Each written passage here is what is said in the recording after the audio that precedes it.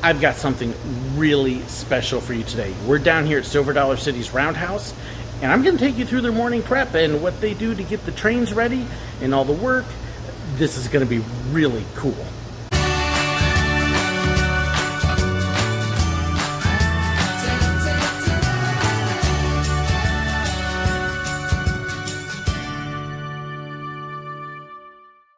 We are here at Silver Dollar City's Roundhouse as they're getting the trains ready for the day. They're doing all the morning preparation, and we're going to walk you through it and show you everything they do, show you some of the fun stuff about the engines. We're going to talk about the different engines they've got, and let you see a side of Silver Dollar City that most people don't get to. So this is going to be really awesome. I'm having a blast with this. This is Andrew Dean, who's been working on the train for how long? I've been here 11 years now. 11 years. Yep. Okay, and where were you before this? I started out at Six Flags in St. Louis, and I was a train engineer up there just as an operator. And now you're the man on the train. Yep, I'm the maintenance foreman down here at the Roundhouse, so Okay. I'm in charge of the whole show. This is Noah. And how long have you been on the train here at Silver Dollar City? 12 years. 12 years. What did you do before this? I was a professional blacksmith for a company called Carnahan White out of Springfield, Missouri. I did that for a couple of years. During the recession, the shop basically shut down, and so I moved down to the Branson area. Actually wanted to be a blacksmith in Silver Dollar City, and there was an opening, so I applied, but they ended up making me operate a cash register, which is not something I'm very good at. And so I wasn't real happy with that, and I was about to quit, and I thought, you know what, I'm going to walk down to the Roundhouse one last time and just see if they'll give me a cab ride at least. And I walked in the door, and the boss was down there at the time, and he said, I've been looking for you, we got an opening. And so it kind of just fell into this job, and I honestly thought I'd only do it for a couple of years, but I'm 12 years in, and I'm very invested, and I'll probably retire from here. They keep multiple trains in the Roundhouse, and the day starts off very early, at least 3 hours before the park opens, because there's a lot to do. Starting with turning the lights on, but then fueling up the engine for the day and making sure everything's ready to go. It's a process, which we're going to get to show you. This will be my 16th year working with steam locomotives directly, and I've been working around railroads since I was about 13 years old, just in volunteer capabilities and things. So, ever since I was a little kid, I've just loved trains. My parents took me to a tourist railroad over in southeast Missouri called the St. Louis Iron Mountain and Southern Railway, and that's where I got my first taste of steam, and it stuck. So I've been doing it ever since. One of the first things we've got to check in the mornings is make sure that we don't have anything leaking on the boiler. So we look inside of what's called the fire box, which is where literally the fire is. It's a box full of fire that boils the water.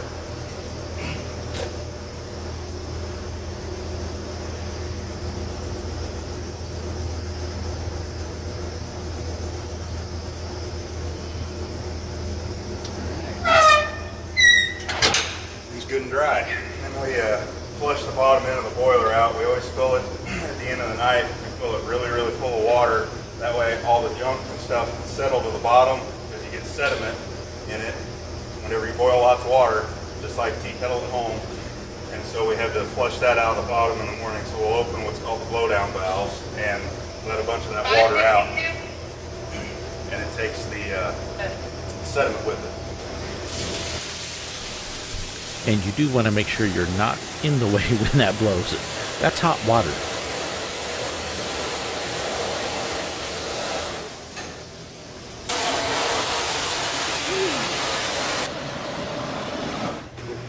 So it takes steam, condenses it back into water inside of this brass body here. It's full of oil also, and when that oil floats on top of the water, it's forced through a siphon tube and through this little bitty valve down here, and it will drip upwards and then back out to the air pump. So we drain all the water off first that collected from the day before, close that drain back up, and then we can fill the oil back up. And it makes a mess. Wouldn't be the Roundhouse if it wasn't. That's right, and these old trains, everything's a little bit messy. Okay, so with all these new engines, newer, And everybody's always got their favorite. Which is your favorite now? My favorite is still 504. 504? Yeah, I'm happiest with that one, the way it turned out and everything, and it runs good. It's comfortable. Yeah, it's just a good engine. Well, and it's the one with the tender. Yep, and yeah, it looks the most like a big passenger engine. So, yep. Yeah. This is what's called a sight glass, and this is what shows us the water level inside the boiler at all times. This is probably the most important gauge on the locomotive as far as safety appliance, because you always have to have enough water in the boiler to prevent damage to the engine. So we need to make sure that it usually has about a third of a glass of water at any one time is where we try to keep it. So a little bit lower in the mornings because it doesn't have any steam on it right now, and we'll get it lit up and the water will swell a little bit. But this is what we're constantly watching as we're going down the tracks. So, and we've got our two main steam gauges up here on either side. They're just it's a redundancy to make sure that they are accurate. And then the small gauge in the center is the atomizer gauge. It has to do with the burner inside the firebox. We burn oil here, and oil, as you know, it just kind of runs out. So you have to turn it into a mist to get it to burn, and the atomizer is what does that. And we'll hook it up to air first thing this morning because there's not enough steam on the engine to light it right now. But once we get up to steam pressure, we switch it over to where that is running off of steam, and all it is a jet of steam or air in the morning that blows that diesel fuel, that oil, into a fine mist to create an external fire. We just got done fueling the locomotive. The side tanks are what holds our fuel on the other side of the locomotive. And these are what's actually known as a well tank type of locomotive in regards to its water tank. The water tank is in a well down beneath the frame or between the frame. So that's where we keep our extra water for the boiler, but the fuel is in either. So this is the mechanical lubricator for the locomotive, and again, it takes the steam cylinder oil, but it is feeding mechanically the throttle valve to keep it lubricated, and then both cylinders on either side of the engine. So this is a very important apparatus on the engine. Got to make sure that oil is getting to the cylinder so nothing dries out, so we've got plenty of power, no wear or anything like that. Steam cylinder oil is a very special kind of oil. It's actually made, it's not like your typical motor oil that's made with petroleum oil. It's actually made out of paraffin and tallow. Tallow is beef or pork fat, different types of animal fat. It's very, very sticky, very viscous. And the reason it's made with those different types of fats is it holds up under the steam pressure. It doesn't wash out. Regular oil would just wash away under steam pressure like that. So this is very old technology from the 1820s.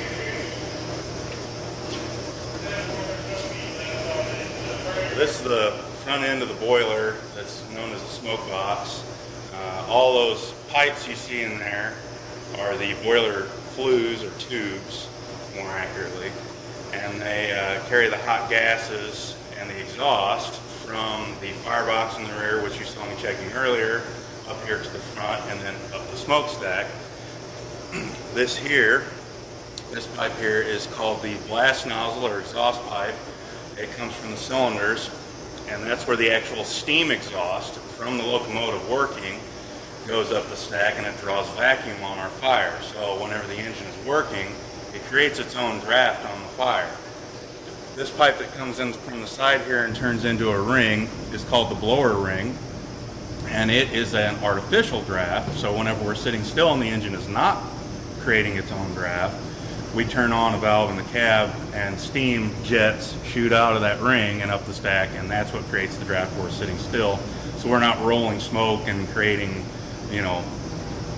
problems on park. And all those flues are surrounded by water. That's how we boil the water inside the boiler, is all that heat is transferred through both the firebox at the rear and the boiler flues, and the heat goes into the water and turns into steam. What he's doing there is rushing the flues out. Sometimes they get plugged up because, of course, we're burning a carbon-based fuel. And oil burners especially, there's no cinders. On the coal oil burning engine, the fenders will kind of self-clean the tubes out. But on an oil burner, you don't have that. So you've got two options. You either mechanically brush them like we're doing right now. Mechanically, I just mean with a brush. Or when the engine is running in the morning and working hard, first thing, you can take a scoop of sand and pour it into the firebox, and the draft will pull that sand through the tube and knock all that soot loose, and it'll go up the stack. That's called sanding the flues. But after a while, even that isn't quite enough to keep everything cleaned out, so we end up having to brush it.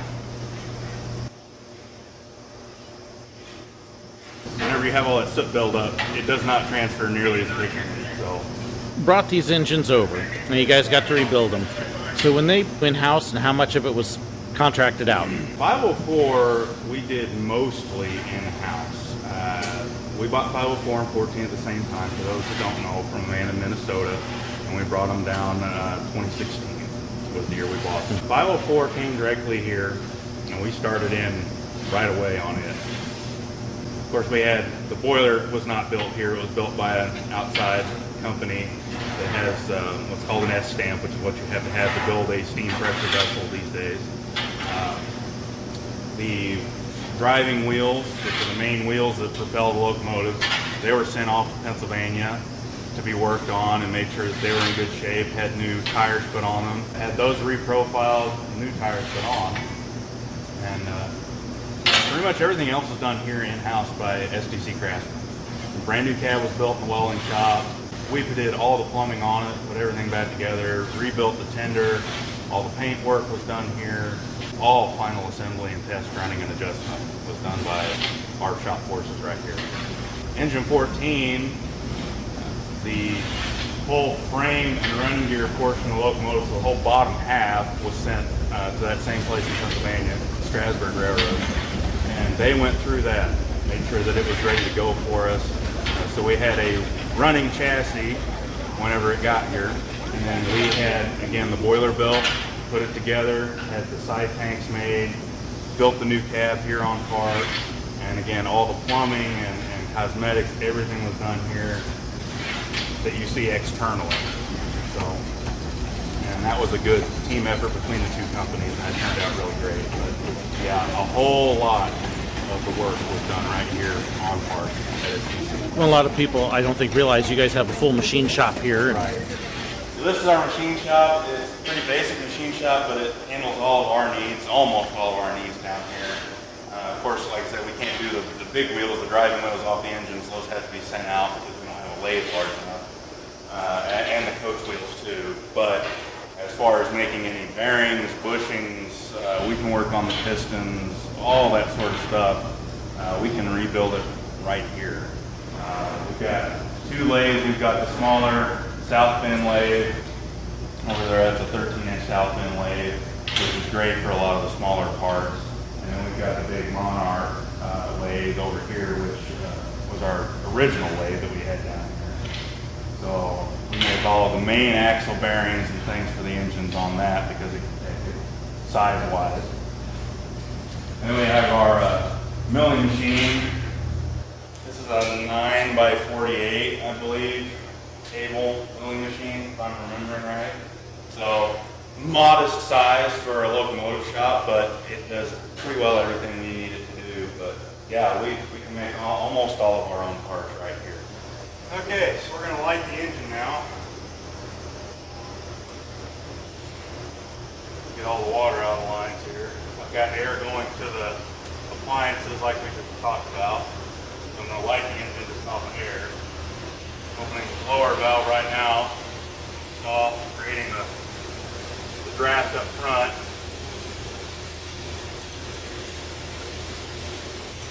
I'm making a cloud, am I? Yeah, you're good right now. Okay. And open our atomizer valve I talked about on the burner. Get any water out of that because it builds up in the plumbing overnight.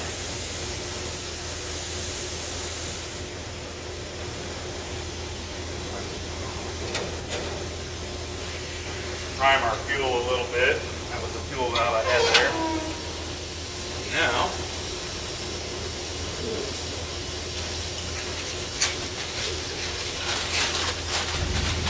Take a piece of newspaper.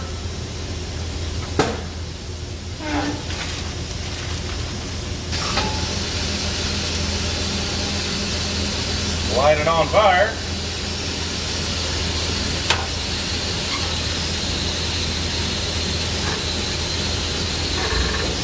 Throw it in. Come on.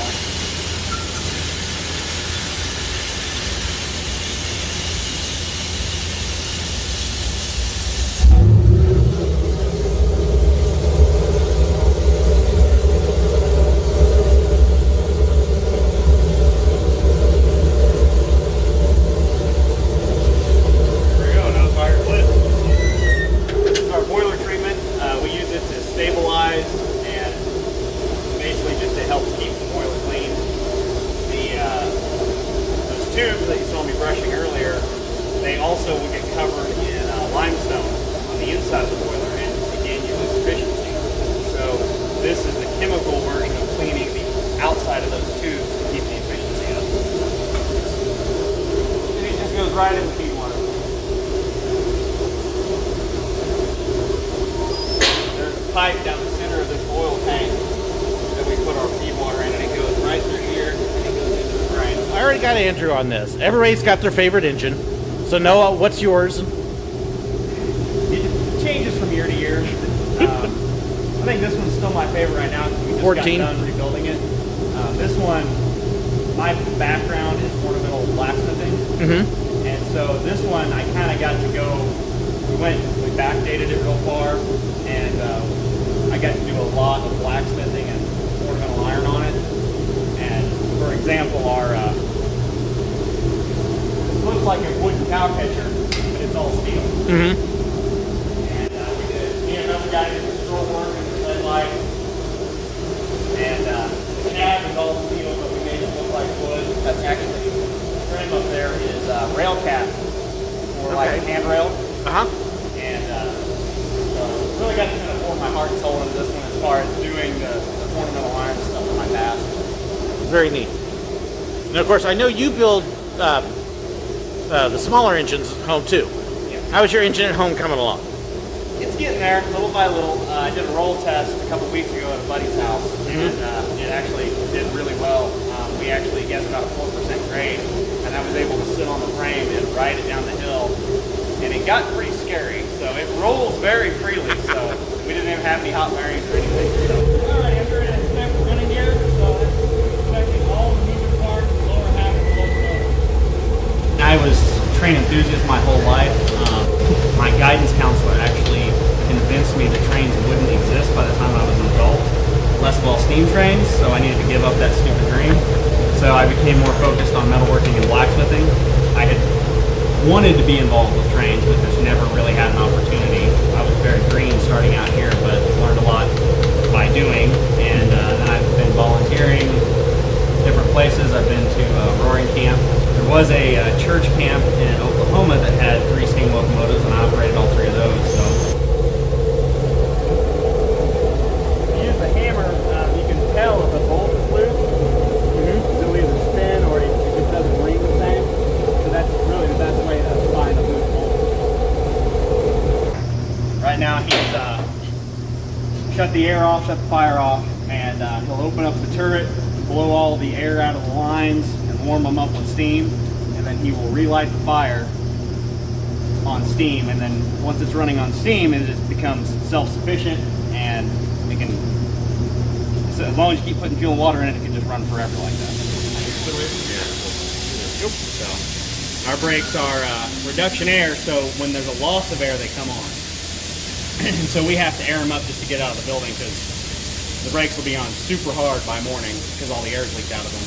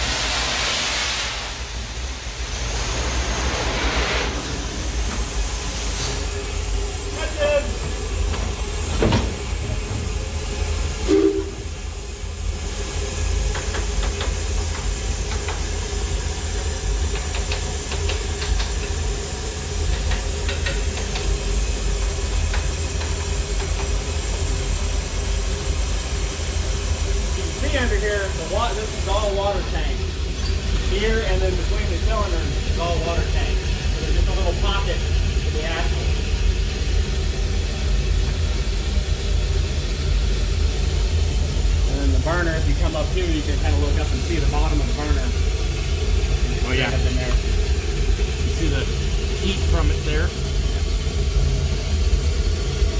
And then when I'm down here, I also look at the back of the rod, make sure all of our retainers and everything is there.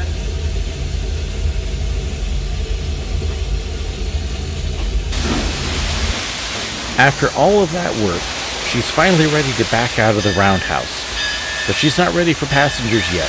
There's still a whole lot more to check on the passenger cars and other systems to get it ready to roll for the day.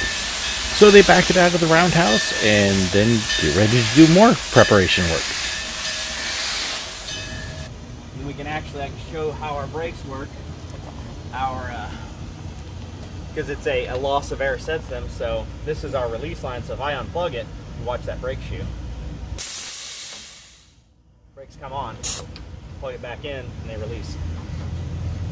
Amazing, these little trains, we put around between 50 and 75 miles a day on them. You Adds really up. see some pretty rough and tumble use, especially on this railroad. It's tremendously curvy. There isn't any straight rail on it, and we've got some very, very steep grades. About a 300-foot section at the bottom of our hill that's 7%, which is very, very steep. We're always using tools and materials in ways in which they were never intended. This is a pump sprayer. This engine, we ran the injector lines here, and it just so happens that you can't get a long spout oil can in here to do the journal boxes.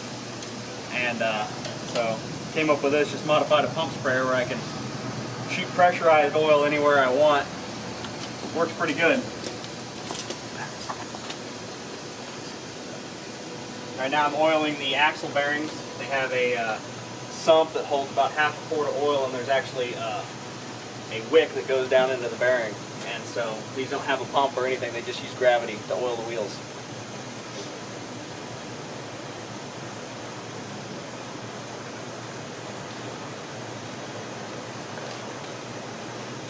And we are using a biodegradable soybean-based oil. This particular brand works really, really well. We've had some brands in the past that did not work quite as well. The binder would come out of them, and it would actually clog the oil lines. But this stuff's really good. We're very happy with it. We have had 0 hot bearings since we switched to this oil, and it's got such a good film strength. We only have to oil every 10 hours of operation. You can see they've got 14 backed up here. They're finishing up the morning inspections, getting everything oiled up and ready to go. They've got the car inspections they've done. Give you a look at the conductor stand as well, but it's been a lot of fun watching them walk through all of this and letting you see all the work and the care. And then what's really neat is these guys, they love their trains.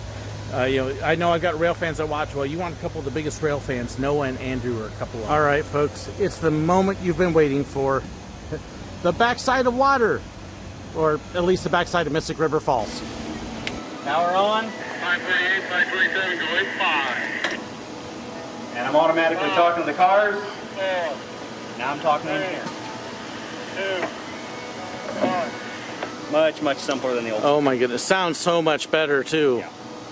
Our sound system is incredible, considering that all of the theme parks either have to use a like $25,000 forklift battery to operate, or a propane generator that runs continuously. I mean, ours runs off one car battery, and it makes it for like 12 hours. Wow.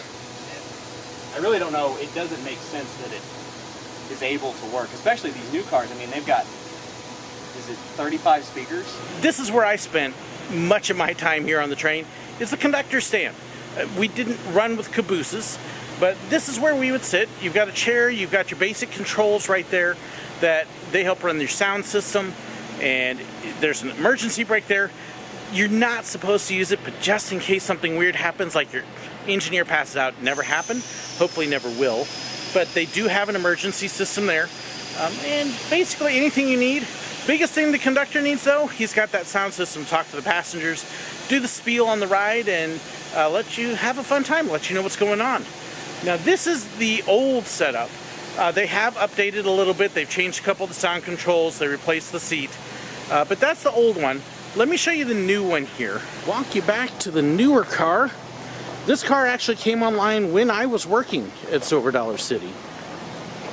And you see a little bit of a different look and definitely a different stand. This one you've got a ladder as opposed to steps.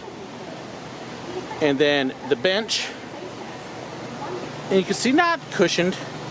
And then this actual step ladder they added after I left. Which makes it much, much easier to get up there. And then there is a look at the controls for this one. And you can see the sound system, the light panel, and it gives you a good idea of everything there.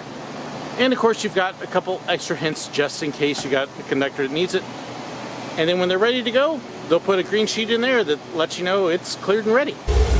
So our GPS, we use it for speed. Basically, we go slow enough that we have not been able to find a mechanical speedometer. They either max out at 10 or the next size up goes to 60, and so we'd be in the very bottom. So this works. These are almost 20 years old, and it still works. It's unorthodox, but it works. How hot does it get in here in the summer? I have seen 140. It's a really still day, and it's like 100 degrees outside. Ready on back. Okay. Clear to shove back.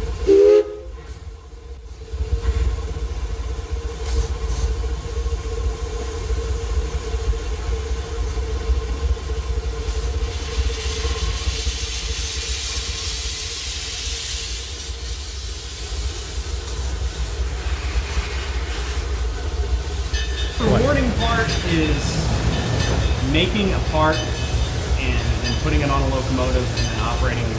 Like I made the throttles, so blacksmithing that throttle, machining it, installing it, and then getting to pull that throttle every day is pretty rewarding.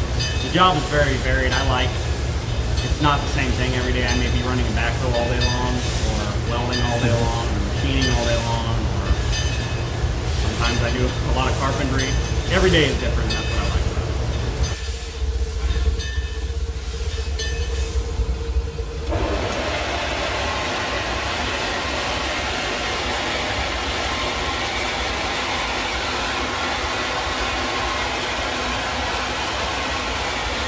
Watch the stack, it's going to blow off the sudden. What they're actually doing here is all that soot that you saw them brush out of the engine earlier, this is how they blow it all out of the engine. Even though they had burned a lot of it off, there was still a lot there. So what they do is they fire the engine up really good and blow all of that out of the smokestack and clear it from the engine. And this is the easy way to do it.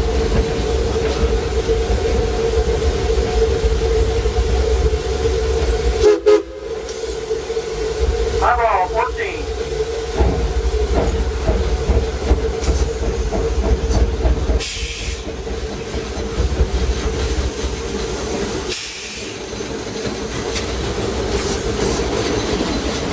So we've got multiple whistles here, and some of them are Silver Dollar City owned, but some of them are owned by the engineers here personally, and others are owned by some friends of ours that have lent them part. And we like to do it for the variety. And people will own these whistles and they want to hear them, but they have no way to blow them. So it's like, yeah, we'll put it on for a week or a month or something and let them hear it. So, like 43 right now, it has my personal whistle on it. It's a Denver Rio Grande Western 5-chime whistle. Means it has 5 tones to it. And it's a replica. It's not an original. Can't afford an original. They're very expensive. But yeah, so that's kind of the deal with the whistles. And we try not to change out too often. If we put one on, it tends to stay there for quite some time. They also wanted me to make clear that it isn't an open thing to have your whistle dropped off and put on the engine. This is basically people who work for the park or people who have extremely close contact with the park. So please don't contact them and ask to put your whistle on the engine. It doesn't quite work like that.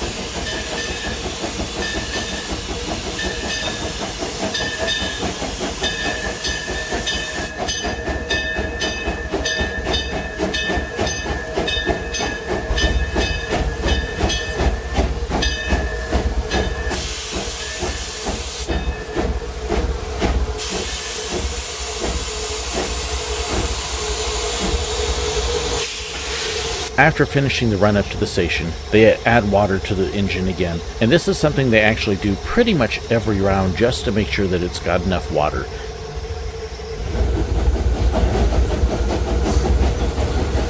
Most of the guys down here are railroad aficionados, or at least have a strong appreciation for the equipment. It gets in your blood after a while. You really start to love the stuff. Here's that grade that we were talking about earlier. At one point on this grade, the back of the train is actually 10 feet higher than the engine is. It's a pretty steep grade.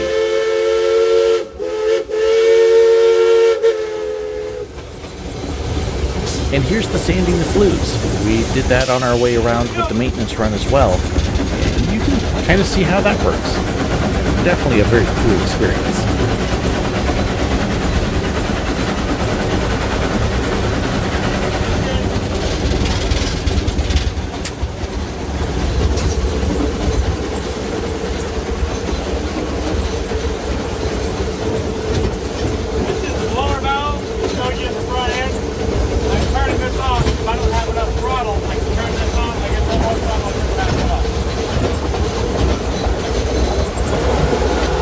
That's a maintenance run of the train. One of the things you don't realize riding in the back is the difference in ride. The back is smooth. The engine, we roll. So if you could share something with somebody who said, I hope to work with trains in the future, what advice would you give? Read every book you can get your hands on, videos that you can watch. Not just the rail fan type videos, get into the mechanical stuff. Learn about welding, learn about machining, learn about physics. There's so much physics that takes place in a steam locomotive. I like to call them the most complicated simple machine on earth because the principles are very simple, but you dive into them, they're quite complicated. But yeah, education is key, and hands-on education. So there's a look at the Silver Dollar steam train, the preparation, the guys who work on it, some of the fun little facts. I hope you enjoyed this. If you got more questions and stuff, please let me know in the comments below. I'd love to hear your feedback. Thank you so much to Silver Dollar City and Lisa Rao for making this possible. Thank you to Noah and Andrew for joining me and helping me out, taking me around, showing me everything. Thank you to my patrons, to my financial supporters. Y'all help make this stuff possible. And thank you so much for watching. God bless.